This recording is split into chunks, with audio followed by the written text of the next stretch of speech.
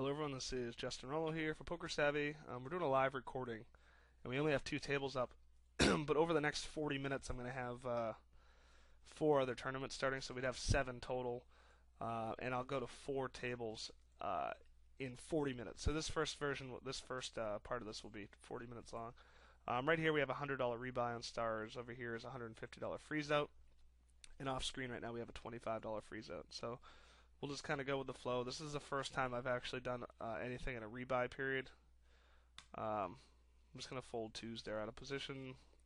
We're deep enough to probably call there with 2s, but do I really think that this no-name guy is going to probably pay me off if I hit a set? Probably not. So I'm fine unless I really have. A lot of times with little pairs like that early in a tournament, I'm going to look for people that I know that have played these stakes. And that I know are pretty aggressive, or they'll at least give me a continuation bet. I won't call against just randoms that I don't think are going to do much against me. In the rebuy period, I'm going to be playing it pretty straightforward. We're down to 25. I made one kind of loose call against Randers on a flop when I had Ace King, and it was a 10-10-8 board, or 10-8-8 board with 2 spades, and I had the King of Spades. I basically just peeled to see if I could either catch an ace or a king or a spade. Which would give me a bigger draw for the river. Those are the kind of things that I'll sometimes do in these rebuys because I'm comfortable buying in for 5 buy-ins or 6 buy-ins, where I might take some chances to try to hit a big hand to double up against somebody that I know is willing to also do the same thing.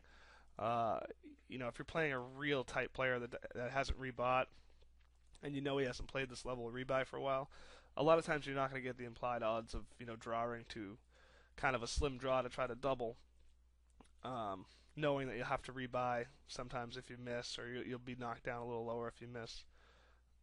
If you're playing against somebody who's not going to be willing to rebuy, then usually they're going to have a really big hand, and they're probably not going to stack off unless they do have it.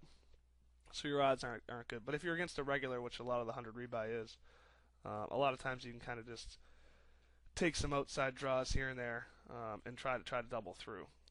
But like I said, I'm not going to do anything too crazy in this thing. I'll be opening up a little bit wider a range of hands than I normally would in a freezeout, and I'll be willing to maybe get myself into a couple flipping spots where I might not do that in a freezeout either, because I know I can rebuy. But basically, all you should be trying to do is get the most value for your chips here. Part of me just wants to call. I have a hand that plays alright against something like Ace King, but if I had maybe like Queen Jack suited, I'd probably be calling, but I'm not going to call.